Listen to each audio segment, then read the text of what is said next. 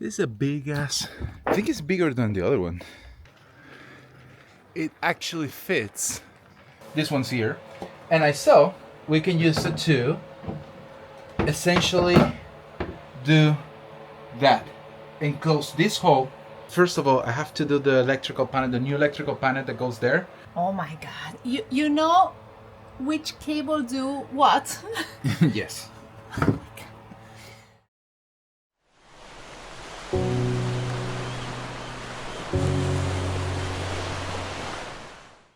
Good morning, fellas. I received from the guys of Sailing Sur. I had the code 0 that I had done, and they added the torsion cable, and now we're gonna test it. And I need to put it on the bow sprit, which essentially also will help me test the bow sprit new tension cables. And the other thing is I can re-roll it because at the moment it's just roll it but not on the furling. The other thing that I need to do is take out the other code 0 and be sure that it's actually the original one from the Catamaran, that it's actually dry, because I think I put it away wet.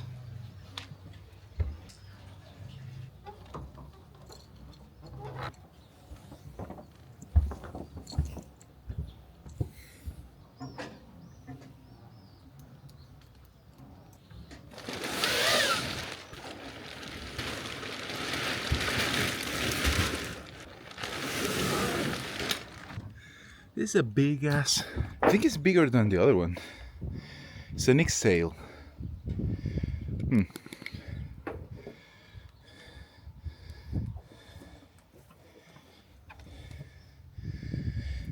I think this might be bigger than the other one, than the original from the boat. Okay, we need something to become our control sheet.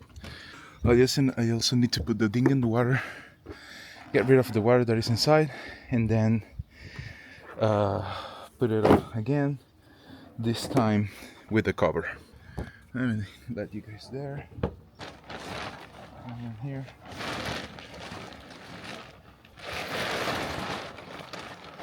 Anyhow, I think this can start going up. So this is a new flag.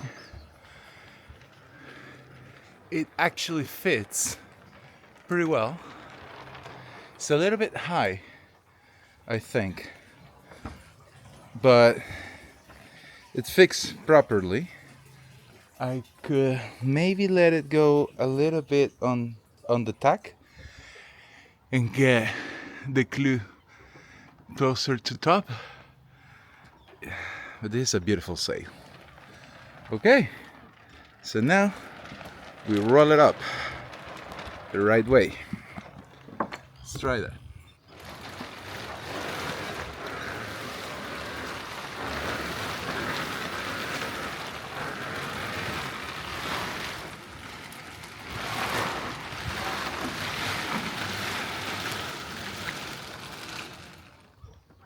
Okay.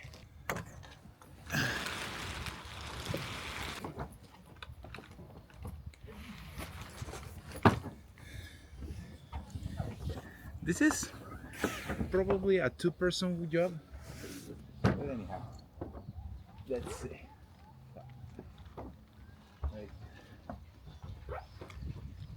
Wait a second.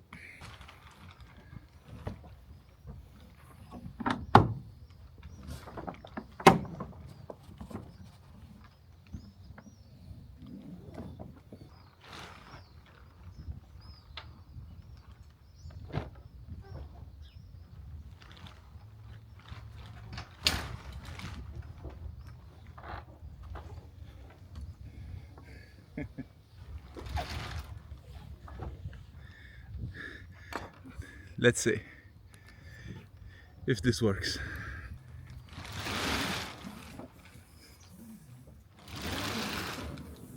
Hello. Okay, hey guys. So now we have the beautiful Gold Zero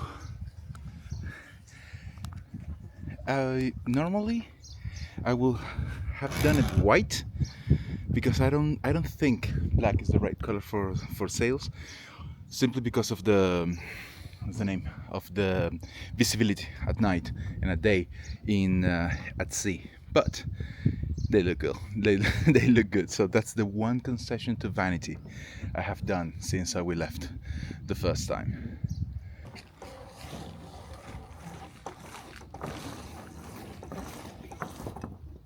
That's how you do it. So this is the new one. So the main difference between this one and the old one, the one that came with the boat, this is a little bit bigger. First, second, the furling system is the new version that has a stopper by itself, so it should prevent from de-rolling by itself, that we know happens. And I think that's essentially the main difference. I'm not going to be using this primarily. I'm going to be using the other one, the original one, primarily, simply because of age. So it's good to keep using that until that dies.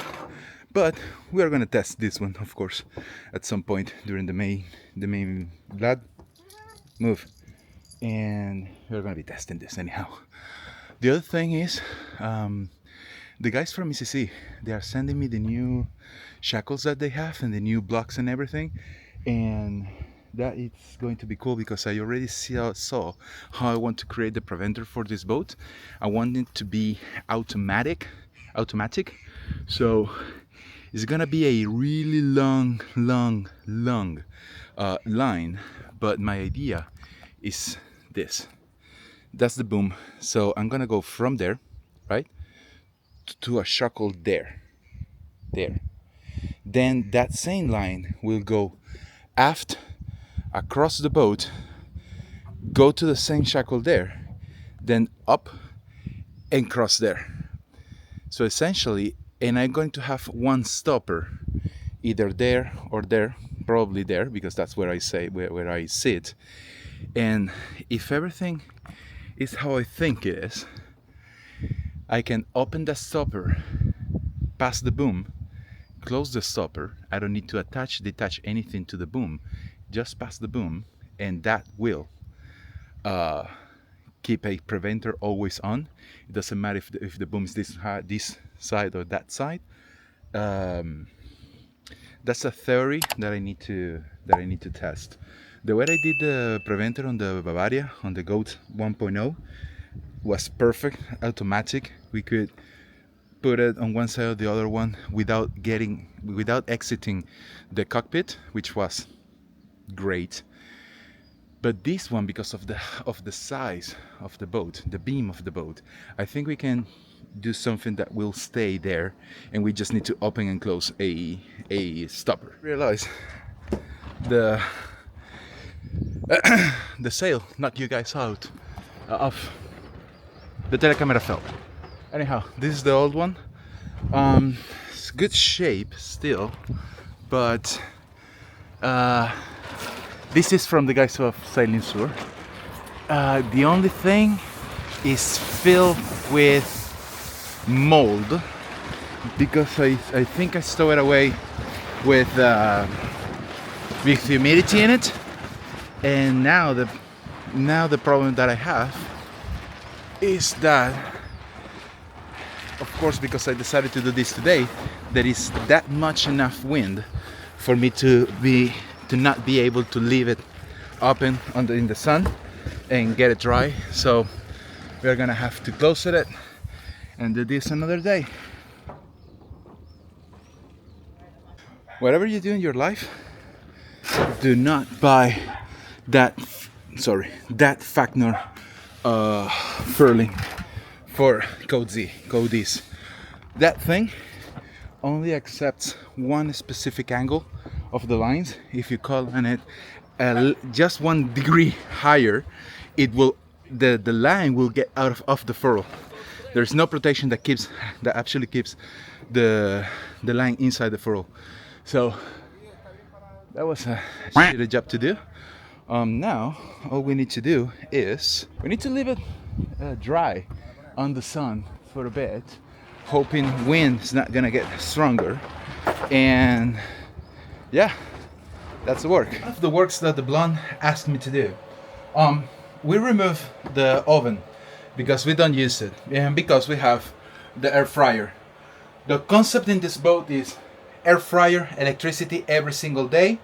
We have an induction plate here, and we have gas, and then we have 2 barbecues, one with coal, one with gas. So there's plenty of way to cook in this boat. If one thing is missing or one thing is needed, no problem, we have another way to do it. The thing is, in order to, you remember a while ago, I changed the washing machine for a new one. The new one fits in the hole that of the old one, but the covers, the little doors that hide it behind, they couldn't be put back because it was just this much deeper than the hole. The washing machine was this much bigger than the hole it was in. So okay, no problem. We kept the 2 things, and this one's here, and I saw we can use it to essentially do that and close this hole as a cabinet. So to do so, I had to cut a pretty precise, and I know every man out there is going to be amazed of how precise this cut was, keeping in mind that I did it with a jigsaw, with this guy. So that wasn't easy to do, but we did it.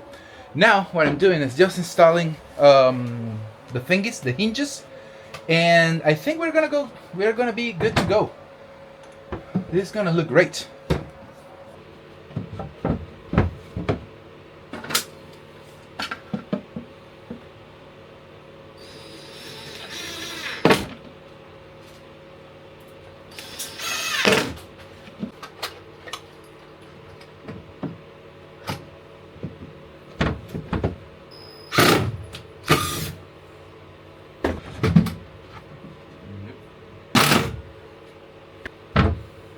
All things considered, what I have and what I was working with, this is a pretty good result. This is a really good result. Cool. Nice. And you know what? I think I might be able to even put back the these things. I created this along, when we fixed it, that hole, to make it a little bit beautiful, and I think I can put them back actually. Let me see. And because I am me, I found some magnetic, so I can do that and do that. That's a job well done. Cool. Okay. So this is done. So I'm gonna go and get rid of all that mess on the navigation desk, and I have to do, first of all, I have to do the electrical panel, the new electrical panel that goes there, and it will have the autopilot, the chartplotter, and all of that. I already have it, so I just need to create the whole connections and everything. So at that point, I will be able to put everything out. Nobody knows what I'm doing, so this is a completely. What's the point? I haven't told anyone what I am doing. What are you doing? when we bitch. The video maker. The video maker, exactly. When we install Furuna and all the new technology outside, I don't want everything to go through one switch here. The original on the original electrical panel. The reason for that is that I want to be able, as it was in the Goat 1.0, I want to be able to turn on and off things separated. Like I want the radar, and I want to have one switch for the radar, one switch for the chart plotter, one for the NMEA 2000, one for the IIS, one for everything. I want to be able to use as much or as minimum of a technology or consumption of energy as I want. So in there I already have this switch, and I added this switch that gives me essentially the predicting data hub. We have the switch that give internet to everything, IIS, VHF, radar, splitter, and USBs. Now, in here, everything is connected to one line and it's turned on by there. So what I'm going to do now is connect that direct line to a new panel that we bought. Direct panel that we bought that I already installed there. And that means that when I turn on there, I will never turn that one off again, right? The original one. The original one will always be on. And then I have these two switch gears where I can decide what we really want to be on and off. So that's what I'm doing right now. Just getting this part, connecting the new cables, and then I need to extend pretty much all of the cables in order for them to get here, to get to this point, and that's all. That's all we need to do. With this done, we are officially done. Everything has been installed, everything has been put in the right place, so the only thing that we need to do is get the fuck out of here. Oh my god. You know which cable do what? Yes. We know what goes where and what does what. I have become completely blind.